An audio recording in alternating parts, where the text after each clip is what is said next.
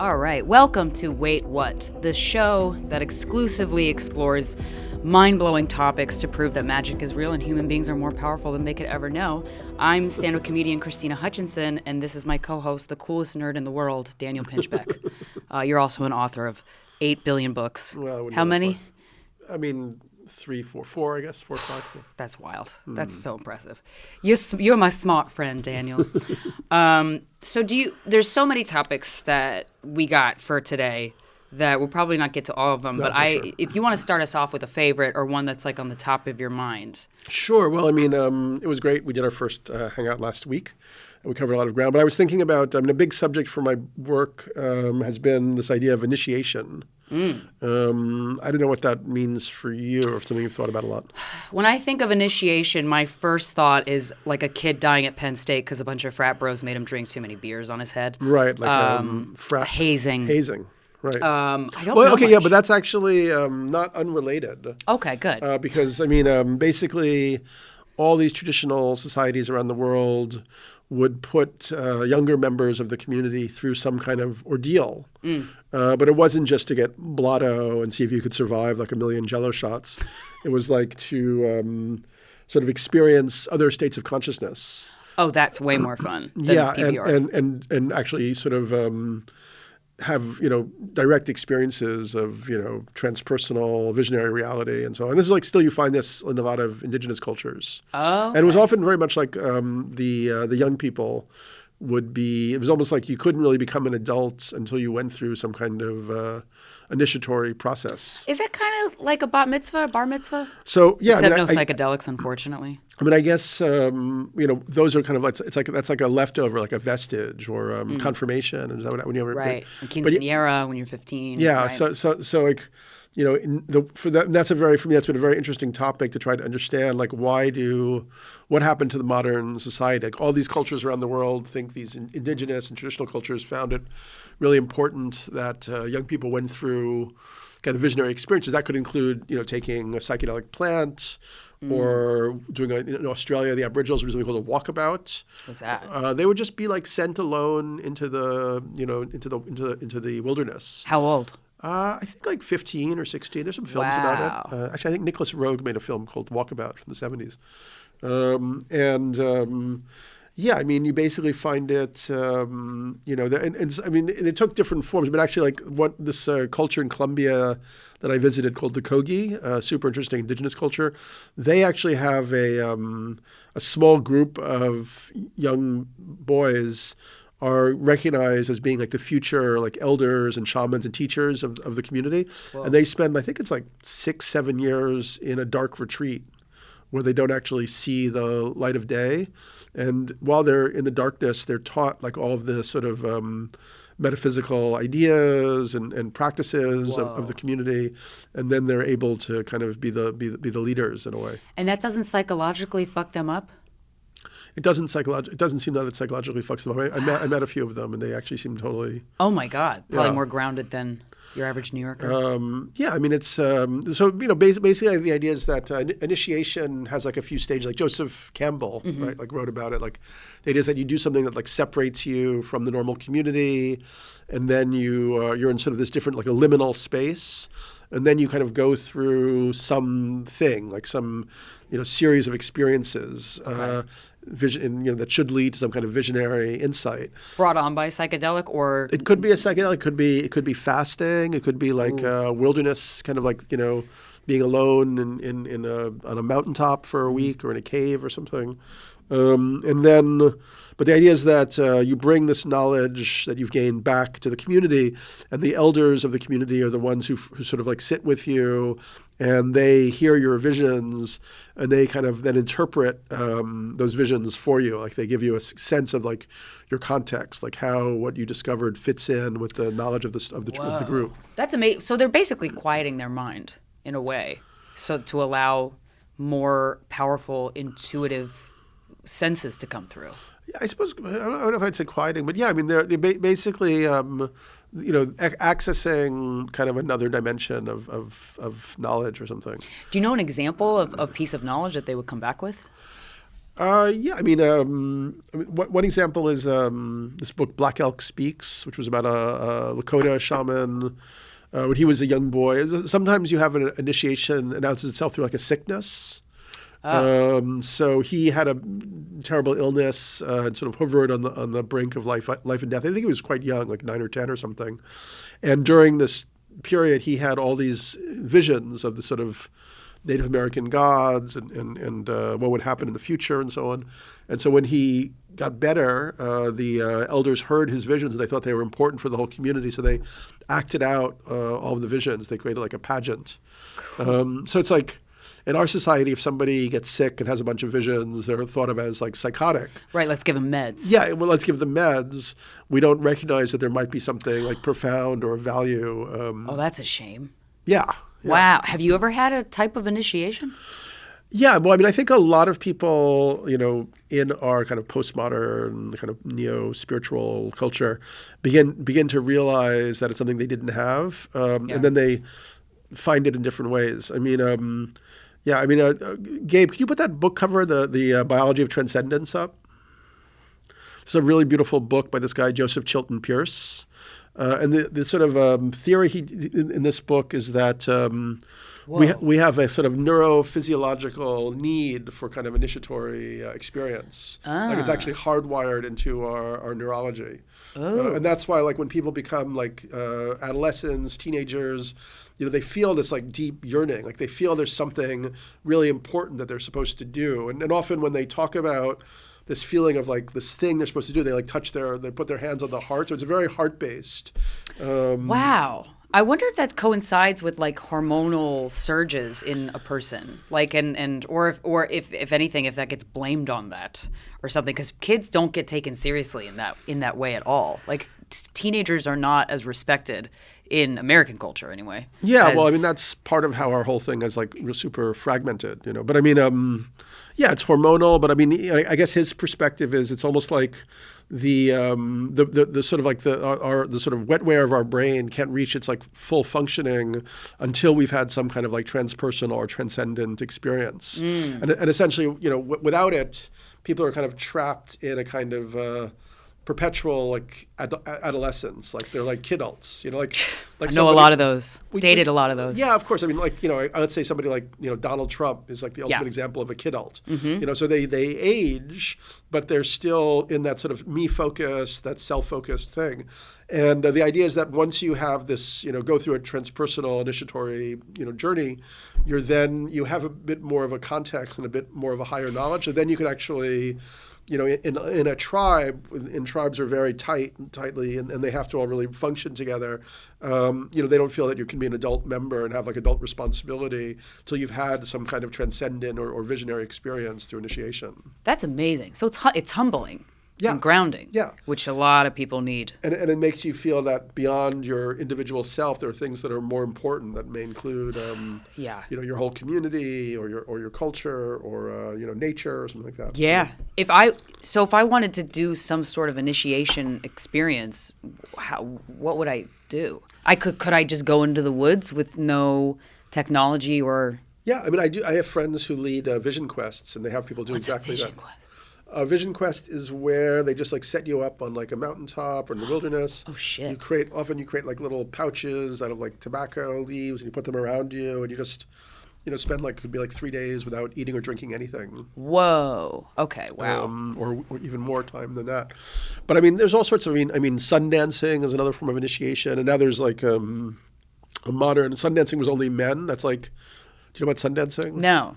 So that's like Native Americans, like the Lakota, would like do this thing where they dance in the hot sun for days on end. And I think they even they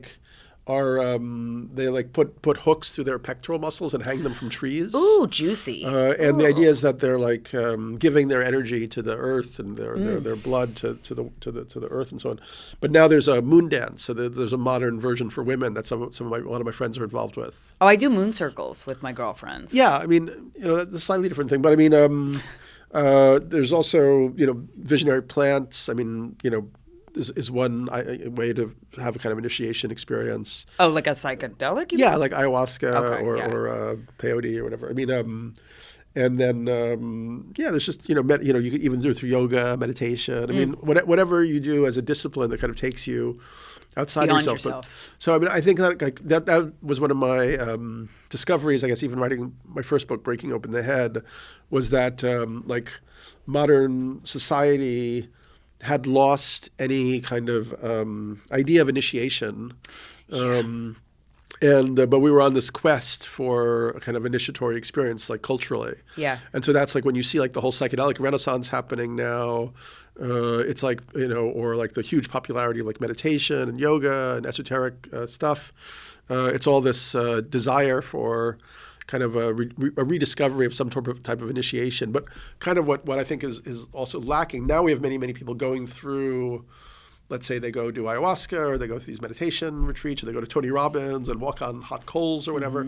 But there isn't really like those elders, those wise elders who then sort of help you understand the experience and transition you back into the culture in some way. Right, and process it. So if I wanted to experience some type of initiation, it would only really be complete if there was that type of figure involved in the after the experience to kind of integrate it. Yeah, I guess that's the theory. I mean, now actually you find in the whole ayahuasca explosion, in the psychedelic explosion, there's now like a whole new career of integration coaches. So, once you've gone through ayahuasca, you might meet with somebody like, once, like a week after, then like a month after, then like 6 months after to really, but then you'd have to trust that person has some kind of wisdom around it. Right. The rise in narcissism. I know narcissism, that's a word that gets thrown around a lot. And I would say it's not so much a rise as in rise in awareness of narcissism. I think it's probably a rise of narcissism. And I feel like people like a child adult Donald Trump, kind of gave permission for people to be like, he thinks like me and I'm right, he's right, so I'm right, and kind of fan the flames of people's narcissism a lot. But like it seems like some type of initiation could potentially be a cure for narcissism in a way. But then you got to have the narcissist has to want to do it. So you really have to trick a narcissist into doing it, really. I mean, I think that can be done. I mean, tricking them? Well, I mean, it's not really, it's like, I think a lot about like sociopaths. I mean, there's a relationship between narcissism and sociopaths, I guess. I mean, so for instance, like if you go to like, the Burning Man festival where I used to go all the time. Oh, I want to go to that so bad. You do? Yeah, because I love the idea of trading goods and services. Well, it's not, you're supposed to give, it's a gift economy, not like a trade economy. Yeah, I like that. That's so cool. And then also I'm really into like acting like a child, as much as I can, but just not so much that, but more like really falling into your childlike imagination that we all have, but we just kind of shoved down in a deep, deep dark hole, never to be seen again. Something like Burning Man like makes that come out immediately. Like I love Meow Wolf, that installation artist. He has this thing called the Omega Mart in Las Vegas. It's a fake grocery store with fake products that you can purchase. But they're very sarcastic tone, and then some of the freezer doors in the grocery store will lead to caves, and I'm like, this is your childlike imagination. Just all of a sudden it blooms in front of you as you're experiencing this art installation, and I feel like something like Burning Man. I think of like fun orgies and drugs and costumes. Yeah. And just being a child, like, really leaning into your childlike imagination. Yeah. Well, I mean, I completely think you should go then. Yeah, I'm going to do it. I went many times. I went like 18 times or something. Whoa, damn. Are you, when you go, do you stay, like, do you do like a fancy trailer or do you do like a tent? I've done it many different ways. I mean, at this point, I would probably only do it in a trailer. Or another, actually, a really nice way to do it is a kind of air-conditioned yurt. Like different camps will build structures because the trailers definitely feel very ecologically like wrong. Somehow, okay. But an AC yurt, thumbs up. I like AC yurts. I mean, the trailers are fun. I mean, they are quite fun actually. They become their own little worlds at Burning Man. But yeah, I guess I was mentioning Burning Man because originally, and I feel like Burning Man has become sort of more maybe like shallow in a way as time has gone on. Instagrammy. But Burning Man is the wall of angel wings in LA of festivals, it seems. Yeah. It's turning into that. Yeah, for sure. But originally, because they have these principles like leave no trace and it's a gift economy and so on. So, you could then take like even like a narcissistic sociopath corporate lawyer, like CEO. You lure them in with the orgies. Well, yeah, you send you them to Burning Man, and then they would quickly realize, because those types of people, really what they try to do is maximize their personal advantage in any situation. Right. So if you create like a social context where you maximize your personal advantage by like, cleaning up everything and hugging everybody around you and giving away your drugs, then they'll just do that because that's the way to maximize their advantage. Whoa. There's got to be a campaign to trick narcissists into going to Burning Man. Well, there is a campaign. Burning Man. It's called Burning Man. Yeah, exactly. It's called go on Instagram and look up hashtag Burning Man. Yeah, because Burning Man definitely became very much like an A-list, like all the kind of elites of the tech industry. Oh, really? The Illuminati kind of banking families and all the stuff. Is the Illuminati real? Well, that's interesting. Beyonce That's an interesting question. What? I'm obsessed with Beyonce. It's a question that has been pondered by my friends and I for so long, and a couple of them that are like, dead set on yes. Yeah. But secret societies have been around forever, and there's the fact that there's billionaires on this planet, like that's fucked up. And I'm like, that makes sense if they have a club called the Illuminati. Yeah, well, the Illuminati is definitely something that existed. There was Freemasonry. Mm-hmm. There was this guy like Adam Weishaupt, who was like a professor in like the late 18th century. And it looks like he was kind of, if you read his stuff, sort of like a nihilist, like he just wanted power. And he saw that there would be a way to, create power and sort of control society if you could infiltrate like Freemasonry and these other secret societies. So the Illuminati were like an effort to infiltrate these secret societies, which had a lot of like Freemasonry is also super weird and interesting. A lot of the founding fathers were Freemasons, right? A lot of Harvard guys, right? Well, George Washington, like if you go to his tomb, it says, Freemason and first president. Whoa. So they took it very, very seriously, and it does kind of relate to this other topic of initiation in a way, because in a way it was like it has all these different like great grades and so on. It's created this kind of like idea of an initiatory kind of like order in a way where you have to pass these different levels, but my sense is that they somehow didn't really have much connection to kind of true esoteric knowledge. That they had some like it was almost like what a cargo cult is? No. Sounds boring as hell. No, cargo cult's pretty interesting. Cargo cults, I think it was like the South Pacific, like in the Second World War, there were these islands with these like natives, and these sort of Americans came and set up like bases and brought like bombers and jets and so on. And the natives kind of saw these as like magic, So when they left, they built kind of like wooden models of the planes and the boats, and would sort of worship them and their like ceremonies and stuff like that. Whoa, yeah. If they've never seen a plane before, yeah. You can't understand the mechanics and engineering of that away. But I would say that so then the Illuminati, like it does look like there was like the Bavarian Illuminati, and it does look like Skull and Bones was actually an American offshoot of the Illuminati. Okay, I've heard of that one. Is that all? It's all rich people? What's that? Is it all rich people? Well, these clubs? it's a private club in Harvard, like George Bush. I think. One year, Kerry and Bush were both members of the two people running for election were both Skull and Bones members. So it's obviously very powerful. Can girls be in these clubs? I think I don't think in Skull and Bones. Up. Yeah, I don't think so. That's fucked up. Yeah, that's true. Well, the Skull and Bones thing is definitely fucked up. The idea is that they. So I guess it's a lot of these things require some effort and time to sort of unpack. At least my way of thinking about it. Of course. Let's say there are kind of occults, secret, invisible forces in the universe, in the world. And they like to kind of play with humans and kind of like sometimes like deviate us and like mess us up. And some of them are kind of malevolent. Some of them maybe are good, like there's angelic ones. It is possible that these secret societies have a kind of pact with these kind of occult beings. Wow. And that there are these kind of energies that pass through these secret societies. And speak through them. Yeah, in a sense, or that people who go through. So it's like if you're in the Skull and Bones, you have this. You get really drunk and you have to confess all your sexual secrets, and then you sign you make like an oath of fealty, maybe even like a blood oath on the statue of Geronimo they have there, which sort of represents the native people that we committed genocide against and so on. Wow. So you're actually and they just probably think they're doing something, drunk and fun. It's like, goofy. They don't necessarily think that they're actually doing something that has an occult significance.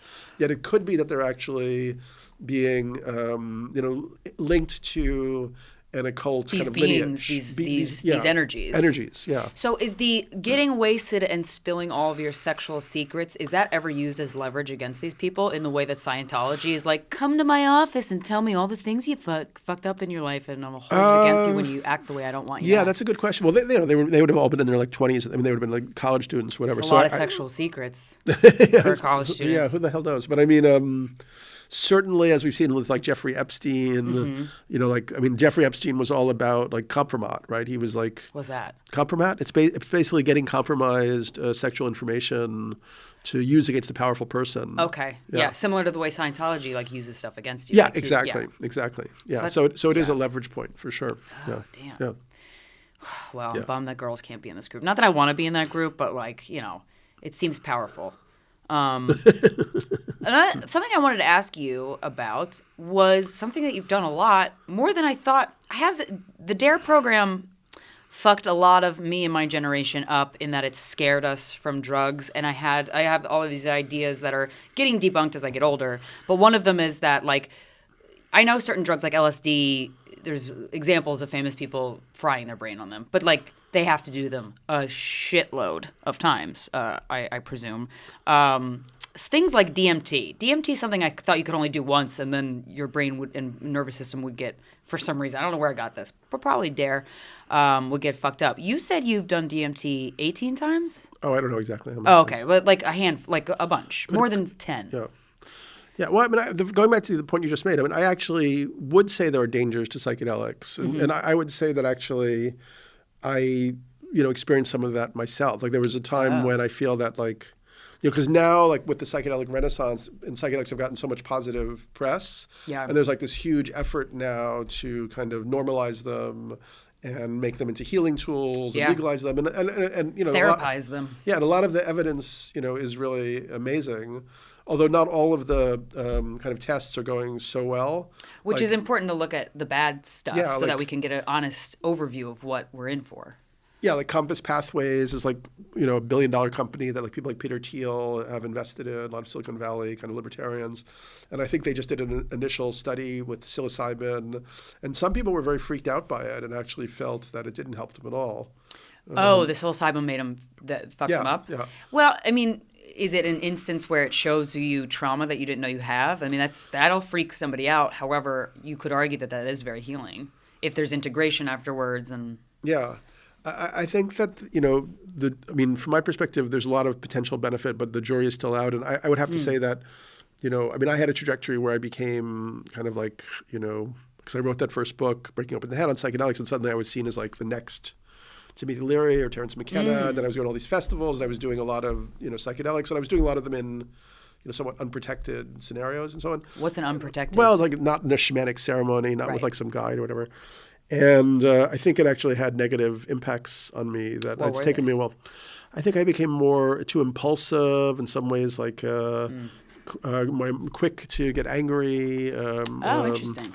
Kind of, I think it's, there was underlying maybe patterns of trauma that they didn't help with at all. But I wasn't really doing it in psychological therapeutic context. So. Right. Which I still would like to do. Yeah. So anyway, so I think that, the whole psychedelic subject is more complex than we're now getting. It's like it's gone from the extreme of these are all horrible and negative. These are the devil's drugs, and now this is a cure-all. Yeah, exactly. It's neither of those things. Yeah, I mean, they're incredibly powerful tools for, the human mind, and tools are also very dangerous. Like the more powerful the tool, the more dangerous. Yeah, because the person who's holding the tool in their hand has to know what the fuck they're doing, right? Yeah. But go ahead. Well, but that brings me to DMT. I read this book called The Spirit Molecule. It was very fascinating. What do you know? What is DMT, and what is your experience with it? So, dimethyltryptamine, right? There's actually two types of DMT. Oh, I didn't know that. There's NN-DMT and 5-MeO-DMT, and they have very markedly different effects. So both of these compounds appear in many plants. The 5-MeO-DMT is one of the purest forms comes from a toad. Okay. The bufo toad in the Sonoran Desert of Mexico, also in Arizona, you can find it. It's like a secretion. You can scrape off the toad secretion and dry it out. Who the hell discovered that? It's a good question. A guy who licked a toad. What's that? A guy who Probably licked a toad? local native people must have Right. figured it out somehow. Damn. I don't know if it was like a poison for the toad or how the toad protects itself or whatever. Right. But anyway, so but generally, actually, we don't even know like why so many plants produce DMT and NN-DMT and 5-MeO-DMT. And DMT has been used by indigenous cultures in like South America, for as long back as we know. I mean, a lot of them use the snuff powder, like yopo, that contains like a DMT. But with modern techniques, we can obviously extract the DMT and make it extremely pure, and then smoke it or inject it. Mm-hmm. So I've never done the injected part. I didn't even know you could inject it. Wow. Yeah, well, they're doing a lot of. They're doing a lot of trials right now. In fact, I have a group of my friends are doing research on extended state DMT. Whoa. Because normally when you smoke DMT, it only lasts like 5-10 minutes, 15 minutes at the max. But if they figured out that if you have like an IV drip, you can keep people in the high dose DMT state for like an hour or more. Wow. And have they done that with anybody yet? Yeah, my friends are a group of friends of mine are working with Imperial College. And it's in London. not fucking people up, like they're because I've not heard stories from my friends, so this is my only sample size of stories, but like they've never had bad experiences on DMT. If anything, it was just like lackluster, like nothing really happened. But the thing that excited me about it, or that like piqued my interest, was one, time goes away. You experience timelessness in a way, like you're out for 10 minutes, give or take. And when you come back, you don't know how much time has passed. That's very intriguing. And also, it seems like you just meet other beings that give you information that's kind of invaluable. Not everybody. My one friend had a very lackluster experience on DMT, but I wouldn't use that as statistical sample. I mean, Yeah. most of the people have insanely amazing, crazy experiences. Can you give me some hits of like what experiences either you've had or people you've known? Give you many, many hits. I mean, it's a long story. Let's go. So, but I just was like, yeah. So I mean, essentially, what's so many things are extraordinary about it. I mean, but one is that you smoke it, and within just a few seconds, it's like you're shooting out of a cannon or like a rocket. Like your soul is? Yeah, it's like essentially this world that we're in completely dissolves, and you enter into like a completely immersive other reality, like a hyperdimensional reality that has like different colors, different geometries, and it actually feels more real than this one. And actually, there's a number of different levels of DMT. Like some people will experience going into like a completely real other world, like they might be on like the surface of another planet. Or I heard one story from a guy who found himself in a nightclub where the devil was the DJ. And he was standing, next to the devil's turntable, and the devil was playing. The devil would be a fucking DJ. Then the devil looked over to him and said, when you recognize yourself in everything you see, then you become everything. And then he went back to playing music. That doesn't sound very devil-like. That sounds very godlike. Well, yeah, there you go. I mean, yeah, I mean, I my experiences, as I said, there's these different levels of it. You sort of have this, I remember sort of going through this kind of, sort of this tunnel that has all these like symbols. It feels like it has all like the symbols, like sacred symbols from different cultures and so on. And then you end up in, like, as I said, there's a series of sort of like chambers. Then for me, there's this like ultimate chamber, which is just so incredibly different from this reality that it's hard to discuss in language. Really? Yeah. If you could give it a whack, what would you? Yeah, I mean, I wrote about it in Breaking Up, and then it was like, I sort of said like Tibetan mandalas meet like Walt Disney World in like the 25th century or something. Wow. I mean, there's definitely a sense of like, it's almost comic. It's almost it's very ecstatic. I mean, it's when you come out of it, you often feel a sense of awe and ecstasy. Wow. And it feels realer in some ways. Yes, than, it than feels reality. more real than this reality. Wow.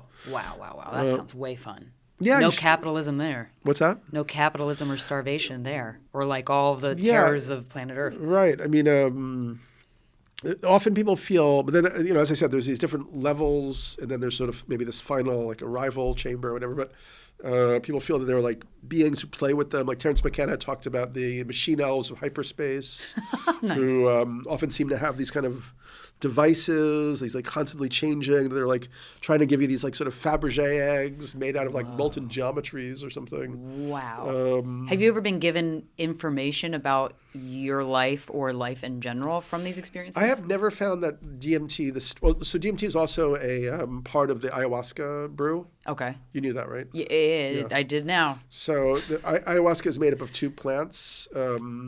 One of them is traditionally is Psychotria viridis, which contains DMT. It's like a shrub, and the DMT is in the leaves, like dark green leaves. And then the ayahuasca vine, which is this thick, ropey vine that actually kind of grows in the sort of double helix, like sort of like DNA like form. Oh, wow. That contains other chemicals called beta-carbolines that are actually like natural MAO inhibitors. Okay. So essentially, if you were to eat DMT without the ayahuasca vine, it wouldn't have any effect at all because they're enzymes, because it's a chemical that we naturally produce in our brain. So there are chemicals in our gut that recognize it instantly and just neutralize it. Okay. So it's only when you eat it, you have to eat it with the ayahuasca vine. If you sniff it or you smoke it or you inject it, then you can do it just on its own. From what I recall, DMT is released when you're born and when you die from the pineal Well, so gland? that's a theory, and Okay. that's from Rick Strassman's idea. I think we maybe even touched on this last time. I can't remember. But Strassman was a practicing Buddhist, and he developed this concept that maybe there's like a sort of a compound that is like a link between like this world and like the world of the soul in a way, and that like maybe in the development of the fetus, this compound starts to appear that brings the soul into the body, and then at death something happens and it releases that. So he looked at first melatonin, which is produced in the pineal gland, which modulates like kind of like our relationship to like darkness, our sleep cycles, and so on. Or light, I guess, and that didn't really do very much. And then he discovered DMT, and he found that according to traditional Buddhist texts, the soul is thought to reincarnate 7 weeks after death. Right. And the pineal gland, which is this unique like organ in the center of the brain that is sort of like an evolutionary third eye, like reptiles' pineal gland still has like a cornea and lens on it and stuff, appears in the brain 49 days or 7 weeks after conception. Oh, okay. Which is lending itself to the theory that... Yeah, that somehow there's a correspondence here, like some kind of numinous knowledge that the Buddhists possess. So his theory is that when you have like a near-death experience or on the threshold of death, the pineal gland releases all of this DMT, and that leads to these visions and so on. But that's not really verified, I don't think. And the other thing is that when he you read the book, DMT Spirit Molecule, people were not really having like quote unquote like spiritual experiences. They were having more kind of like alien laboratory like experiences. That's not like a lot fun. of them got sort of creeped out, and then actually he began to feel that it was having like negative effects in his life, and like his wife got cancer, and like this sort of psychic intuitive like body worker he was working with said that working with DMT in these laboratory settings was actually bringing these sort of energies or entities into this world, and they were causing problems. Then he stopped doing the whole thing. Okay. There is, I don't even know what the hell book I got this from, but there's a connection between like alien life and certain plants. God, I wish I could remember it. And I'm wondering, like, it's very interesting that so many people had experiences with alien life, poking and prodding and experimenting through doing this one drug. It wasn't DMT? Through DMT. Yeah. Like, so there's so many people that had a similar experience. I'm like, what the fuck is that? Mm-hmm. What is that? Like, what is that? Yeah, well, I mean, you can look at it in many ways. I mean,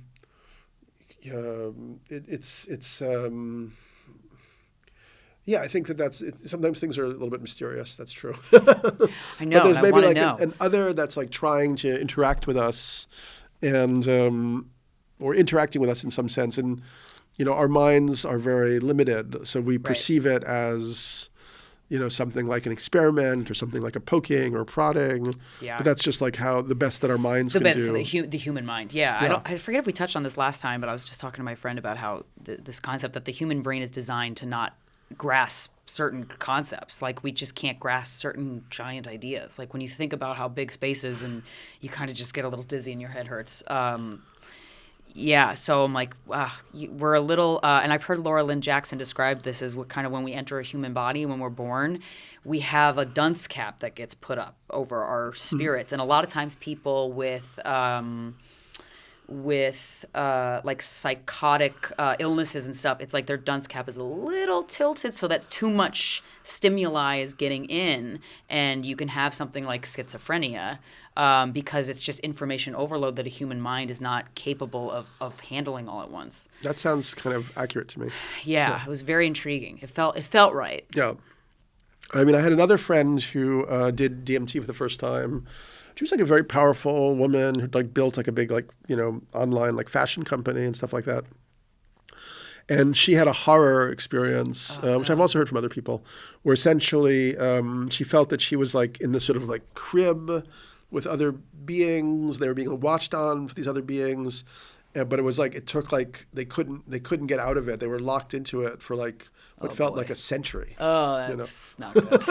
That's and she was like bargaining. She was like trying all these different methods, like get release from this thing. Did she set an intention before she apparently did this? In the physical world, while this was happening, she was like vomiting physically and like screaming and stuff like that. Oh yeah. But so she literally felt during the 15 minutes that she was in the DMT space that it was about 100 years she experienced, and there was a series of kind of like these chambers and so on, and what she ultimately the end of it was she was kind of shown like the world blowing up and so on, and she was sort of told that that she was somehow responsible, like she had to not just do things to make money, that she had to dedicate her life to service to help save the planet, and this message was like shot at her like over and over again. Wow. Yeah. Wow. That is extremely stressful. Did that, I imagine that made a pretty significant impact on the direction of her life after that? So actually I have to reconnect with her because I don't know where she ended up. Because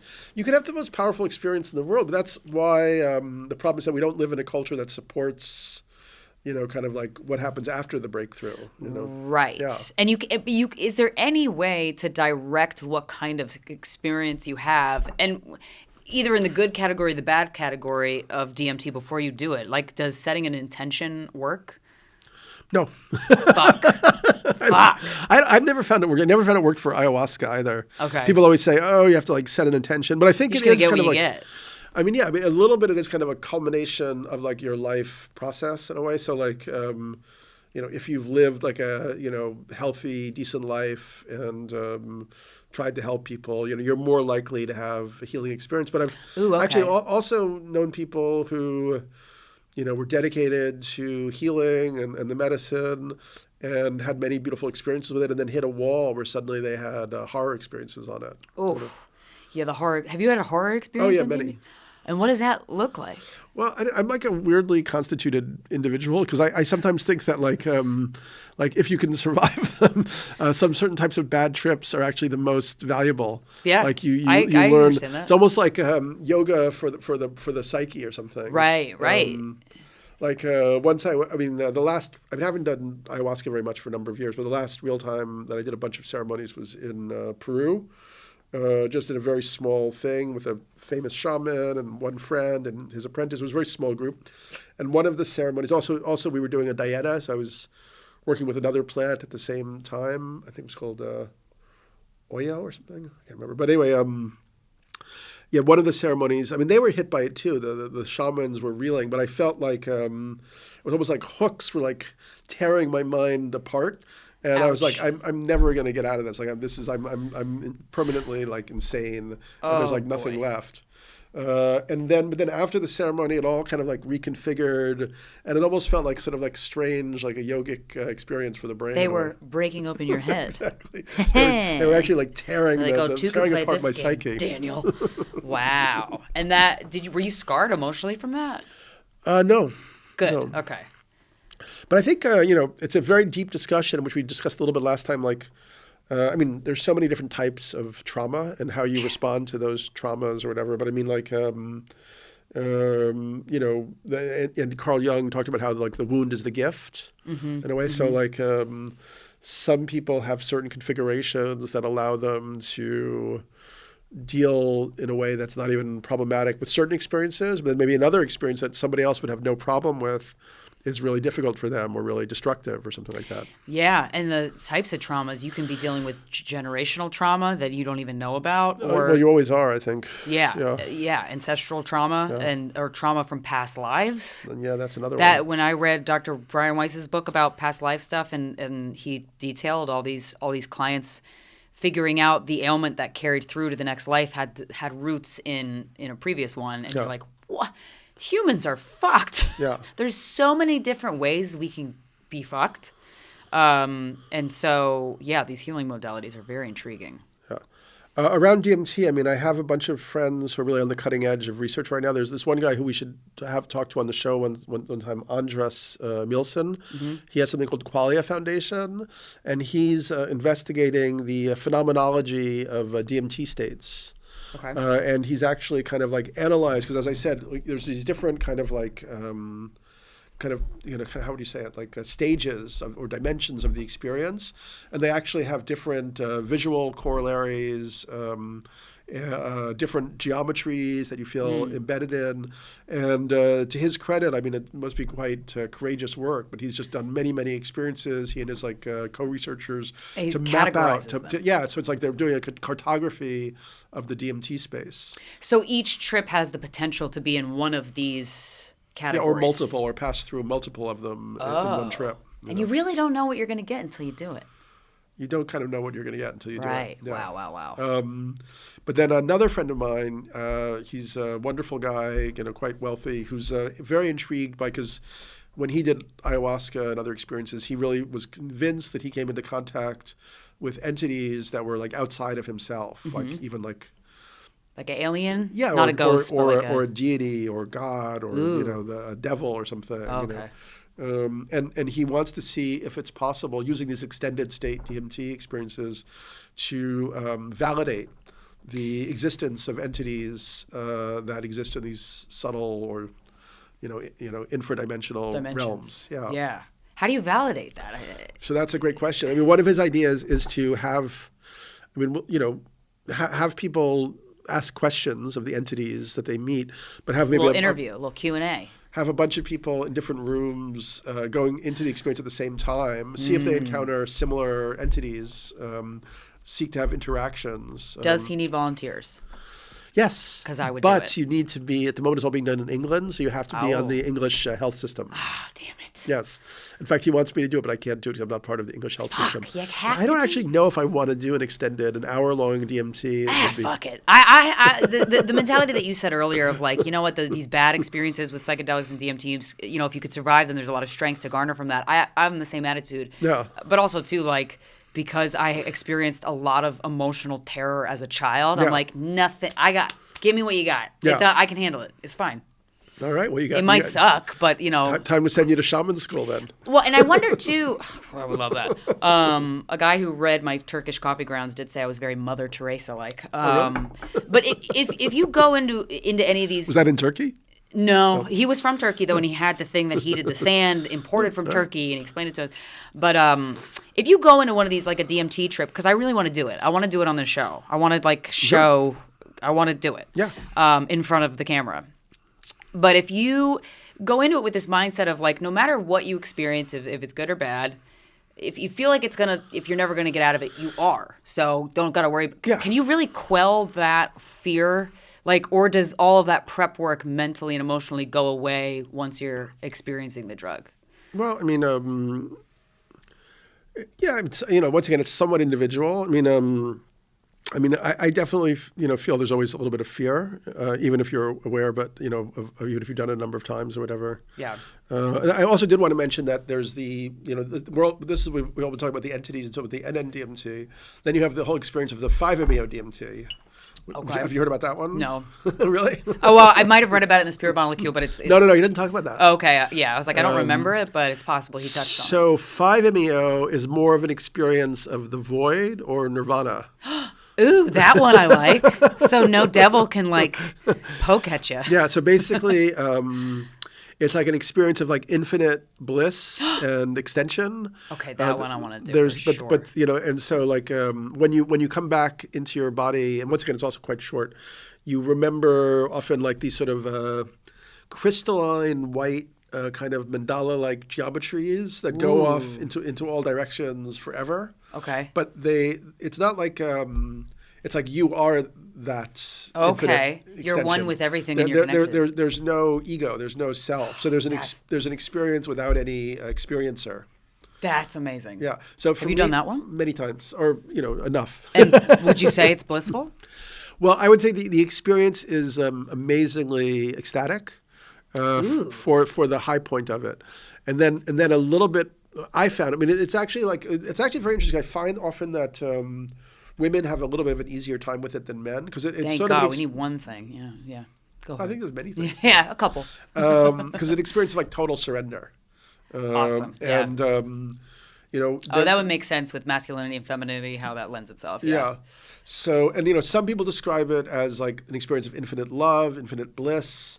Some people more feel it as like infinite like emptiness or the void or egolessness, or it sort of makes like the last time I did it, which was a number of years ago now, I did it on like a Mexican rooftop with this famous crazy character who gives people like a huge amount of it, but has them like stand up and then he catches them when you fall down. He's the Van Wilder of that DMT. Who's Van Wilder? Van Wilder is this crazy college guy. There was a movie starring Ryan Reynolds that I think was actually about my comedian friend Burt Kreischer. Just a party animal. Okay. Yes, exactly. Well, he was like a heroin addict. There's actually a lot of shamans who were addicts. Oh. Well, in fact, one of my theories is that a lot of people who become addicts in our society are actually looking for a kind of initiatory transpersonal experience. I'm an addict I got hooked onto Adderall for a very long time, and I would say that was a proper addiction. Yeah. Yeah. I wasn't like selling my clothes for it, but like, it was an addiction. Like it was me versus the drug. Oh, that's interesting. Yeah. So it's like, because if you look at these indigenous cultures around the world that have shamanic practitioners, it's not everybody in the society. It's maybe 1 out of 10, 1 out of 15 people who has this sort of innate dispensation where they sort of have almost, as I said, like a biophysical, like a need to enter into other states of consciousness. That's how I feel, Daniel. Is that how you feel? Yeah, of course. So we're both shamans. I wouldn't go that far. I mean, to be a shaman, to unpack shaman is a little bit interesting. I mean, the word, it comes from like Siberia, from like the cultures, these sort of nomadic steppe cultures in Siberia who use the Amanita muscaria mushroom. Okay. And in fact, that's also theoretically where the Santa Claus legend comes from. Yeah, you said something in this email with Santa Claus. Is Santa Claus a mushroom? Yeah, because essentially... It does seem like a vision that would be drawn in your head on mushrooms if you didn't know Santa already. Because the Santa Claus is a red and white capped figure. Mm-hmm. And the Amanita mushroom is a red and white capped mushroom. Oh, right. And also there's a traditional relationship between the Amanita muscaria mushroom, the Siberian steppe nomads, and reindeer. Oh. Because the nomads would basically the best way to, I mean, you'd eat the mushrooms. They were very rough. And then you would piss out, and the piss would actually contain a better residue of the Amanita. And you drink your pee. And you would drink your piss. But also the reindeer are apparently huge fans of the Amanita piss.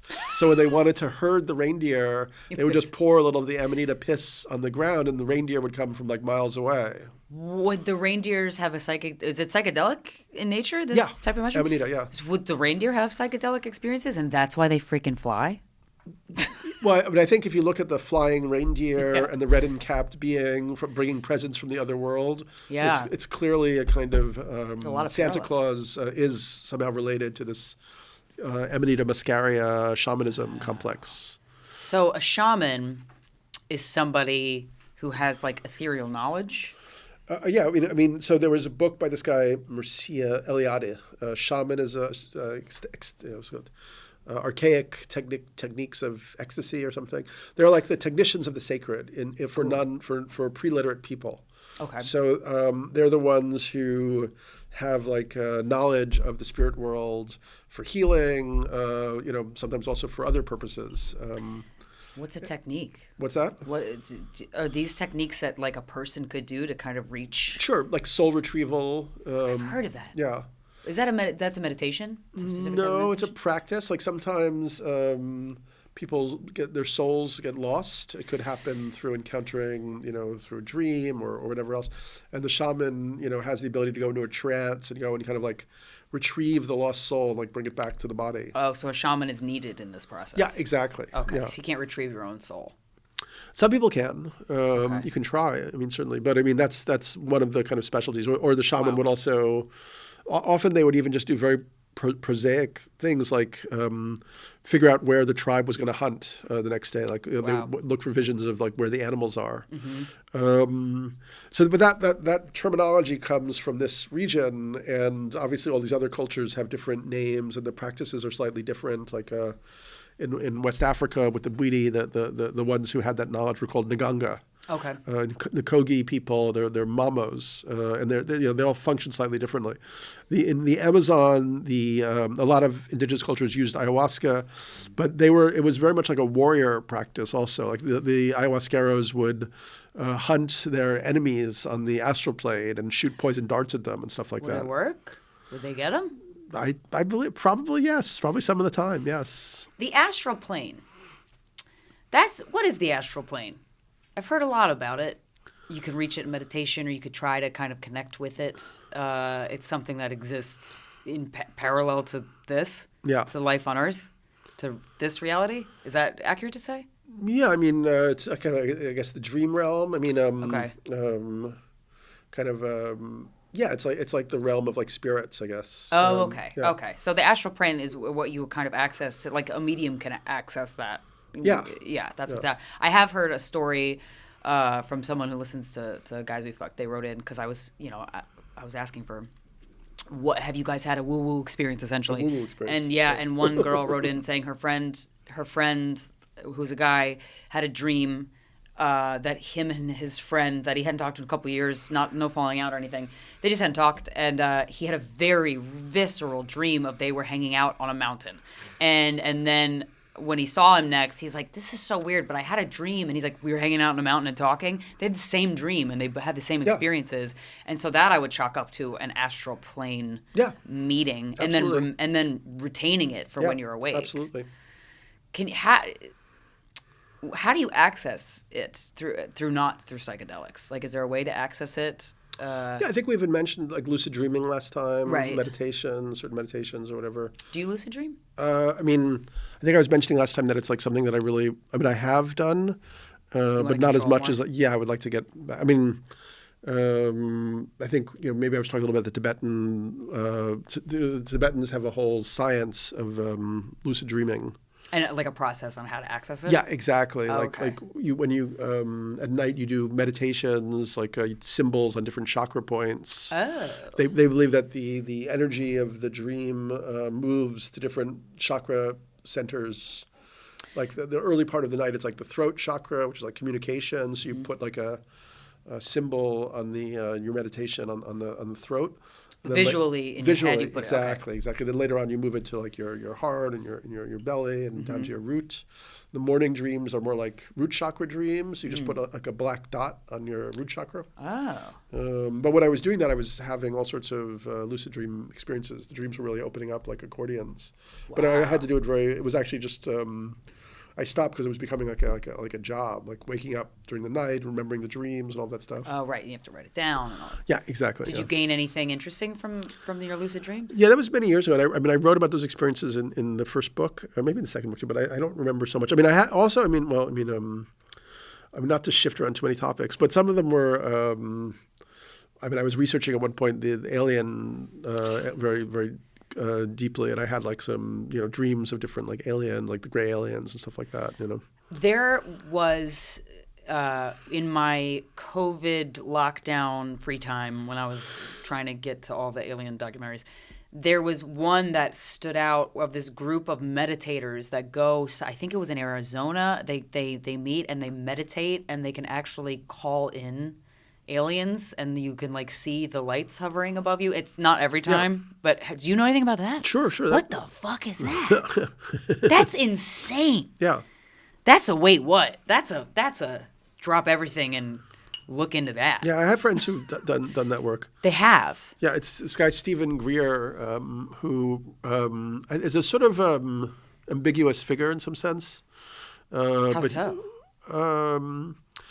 Well, I mean, he started something called the Disclosure Project. He's the one who got all these different like army people to come out and talk about working different military bases and like having ships that came overhead and like turned off all the nuclear UFO. missiles. And Yeah, stuff like okay. that. He's just, I mean, I've read some of his books. I think I might have even talked to him a little bit, but he's very convinced that the ET presence is entirely benevolent, and anything that's at all, kind of ambiguous or seems like kind of dark is more like secret ops from the government, from the military. Right. And I just don't really see justification for that. It feels anyway, but yes, apparently he's able to bring down these light manifestations. And people who have done these meditations with him. What do they see? Like, what happens? Well, I think it's moving balls of light, stuff like that. That move in a way that's I don't not. think they're seeing anything like craft or whatever. Right. A guy isn't coming down and being like, "Hey, what's up? I'm ET." I had an experience where I used to organize retreats when I had a company called Evolver, and we did a few in Utah. And once we did a mushroom ceremony, and that night of the ceremony, there were like these two huge balls of light that hovered over the ceremony area for the whole night. Whoa! What do you think that was? Well, I mean, that's a great question. It could be aliens. Some type of ghosts. consciously directed energy or ectoplasm or something. I mean, Yeah. That's also if you look into like the crop circles, which I wrote a lot about in my 2012 book. People often see balls of light hovering around them, or they believe that balls of light, kind of like make the formations. Like there's even some videos and so on. Oh, there's videos of these balls of light. Because one of the things one. is the grain in a legit crop circle I've read is not broken. It's bent. Uh-huh. And all the ones that were man-made. I know these two guys were like, you can relax. We made all the crop circles, and then it was like you couldn't have been in these places at the same time. So no, you didn't. Then maybe they made some, but one of the ways that you can tell the difference is if the grain is bent or if the grain is broken. Yeah, it's not even. I mean, there was like this group of physicists, what they call Levengood, BLT research or something, Talbot, Levengood. They published papers in peer-reviewed science journals.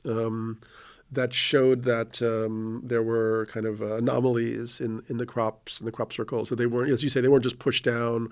They were often kind of these like blown nodes or cavities that suggested it was some type of energetic thing from above that impacted the crop in some way, through some technology that we didn't have at that point. Right, Yeah. and the patterns that it produces are very. Sacred geometry? They're very. We should definitely do a whole thing because I'm like I've been I wrote about 100 pages of that about it in one of my books. So I studied it a lot. I spent like the summer out there going to every pattern as it appears. Oh, you've been to the crop circles? Yeah. I spent like a long time out there. Energetically, did it feel different? Energetically, it felt very, very strong. How strong? How so? Just like you were in the presence of materials that weren't originally from here? Yeah, well, I mean, I got fascinated by the phenomenon. I'd written the first book, Breaking Open the Head, about psychedelics, and I was kind of feeling that there must be some kind of, because a lot of times on psychedelics, you see these incredible geometries. Yeah. So I was like, is there anything in the world, like physically, that is similar to this phenomenon? And then I, sort of learned about the crop circles. I ended up writing a piece for Wired magazine about them. And then I was able to interview some of the kind of, I ended up interviewing like a whole lot of people, like hackers, sort of artists, hackers, people who make the phenomenon, who believe they're all garbage. Somebody from SETI, who was mocked the whole phenomenon, but then also people who study the geometry and these physicists who claim that they couldn't be made by humans because of what happens to the plants and so on. Right. So then I got more and more fascinated. I ended up renting a place in Glastonbury in England. Where they all happen, which is weird. Yeah, well, I mean, so many of them. The theory is that according to a channel, which you always have to be careful how you take this, but there's different kind of like let's say interdimensional gateways on the planet or something, and that's the one that sort of was open. Like it used to be like Egypt, it used to be South America, but now it's England. What's that? Now it's England. I mean, it was. I mean, now they've kind of like slowed down, tapered off a little bit. But I mean, and they were very related to the stone circles, like Stonehenge. And Avebury, and this man-made hill, Silbury Hill. Oh, I don't know that one. What's that? What's that? Does that have stone Yeah, that's kind of formations? like considered like it's a man-made hill that was built. I think it's like layers of like crushed shell, and a little bit like an energy something like it was apparently represented the Great Mother or something, and it's actually considered to be literally like the epicenter of the crop circle phenomenon. Like it all like moves around there in like a spiral. Whoa. And so England has a lot of really smart people. It also has a lot of they kind of really got big during like the rave era. So there were a lot of people who were very interested in psychedelics and psychic phenomena, and there were sort of occults.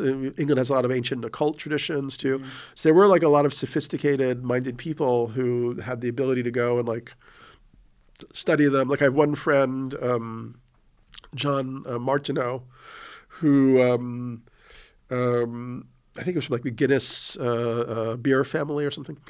And he created a software program to kind of examine the geometries of the crop circles. And then he actually applied his software program to the orbits of the planets. And he discovered these like incredible kind of like harmonic geometries in the relationships of the orbits of the planets. Were they similarly? Was that geometry repeated in the crop circles? Yeah, well, I mean, that was one of the. I mean, there was a guy Gerald Hawkins who was an astronomer from Boston University, and he began to study the geometries in the crop circles, and he was he wrote a book on Stonehenge actually, but he actually over time discovered that. There were new Euclidean theorems that the crop circles were showing to us that no human mathematician or geometer had ever discovered. And he actually put them in a magazine, like a contest, could anybody deduce these theorems and so on.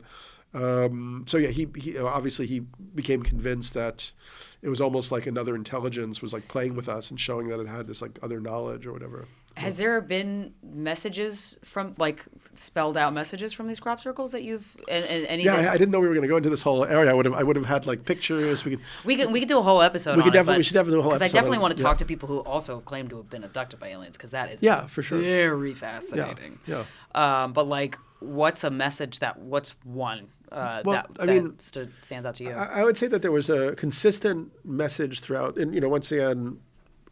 Most people think they're all human made. Some people would say maybe most of them are, but they're sort of like, and this is a big theme in my ideas, my work in general, that there's some kind of like integration of kind of ancient spiritual knowledge and modern scientific, or the fractals. Mm-hmm. Which I think were discovered in like 1980, like fractal mathematics, like the Mandelbrot sets. Okay, that I don't know. It's like some of them were showing the Mandelbrot set, but they were also showing kind of like different sacred symbols as fractals, like the Star of David or something. Okay. So they were sort of showing that there was like this integration of this sort of ancient. Knowledge, spiritual knowledge, sacred geometry, and like modern scientific thought. Okay. Wow. Yeah. Jesus. And there was also one that very specifically had like an alien face that was like a warning to be careful of certain aliens. Oh, really? What aliens we gotta be careful of? The little gray ones with the big eyes. Oh, that's like the one. Well, that's like the pop culture's representation of them. Like E.T., like Steven Spielberg's E.T.? Yeah, the grays, like from the Whitley Strieber Communion. Right, and stuff like right. That. Yeah. Damn. Why? What, I think it would be good if we come back to this and we can actually, get them pictures and put them up and so on. Yeah. We need visuals for this, for sure. Yeah. For sure. Any closing remarks? I know we bounced around, which we will a little bit more until we can kind of dive into like these topics at a deeper level with guests, with visuals, with all that stuff. Yeah. Yeah, no, I'm just super excited to be like talking about the stuff with you. I really appreciate like your curiosity and so on. I mean, so exciting. Yeah, there's like so much information, but I think it's like, my feeling is that people can't hold it. I mean, I know this one is going to be like, too much for most people, but until you have like a kind of a worldview that allows you to think about this stuff. So like we've been sort of trapped in a scientific materialist, a very limited worldview about about what the nature of reality is. And like, we discussed this last time, like if you look at what, quantum physics is now telling us about the nature of reality, like the 2022 Nobel Prize for Physics went to these experiments that prove that quote unquote the universe is not locally real. Right. Like when you begin to realize that the physics now is telling us that consciousness is not just a accidental phenomenon out of like a biological, physical process, but somehow consciousness is the foundational reality, and that everything else is like a projection from that consciousness. It begins to give you a framework then for exploring all this other crazy stuff with a more grounded, kind of possibility, Yeah, life is basically a video game. Life is basically a video game.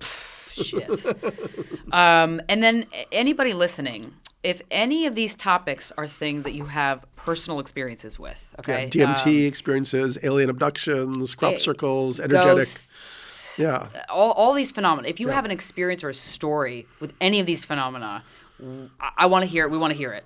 Because I think that people's stories, mining people's stories is like, that's the secret nugget of life. Yeah. Like hearing other people's experiences. Well, and stories. for me, when I wrote my books, it was crucial. Like I had my experiences, but I wouldn't have trusted my experiences by themselves. Right. I needed to read about it and like, from other people, like even reading some of the great stuff like, Rudolf Steiner's autobiography or Carl Jung's autobiography, but then just running into so many people and hearing their direct anecdotes that were so mind-stretching. And the most exciting thing about hearing people's stories is when you see patterns. Yeah. And to people who've never met each other all over the world, and you're like, okay, so we're actually hitting on a truth here when you start to see patterns emerge from people's stories. So the email address to send these to is waitwhat.mailbox@gmail.com. I'm going to repeat that because I mispronounced it. waitwhat.mailbox@gmail.com. If you have any personal experiences, personal stories, with any of the topics that we've been discussing, we want to hear about them. And I would be so excited to see if there's any parallels. Yeah. It's so exciting. We'll get there. Woo! This has been fun, and I'm not going to stop thinking about this until next time we talk. Yeah, thanks for listening. Thank you.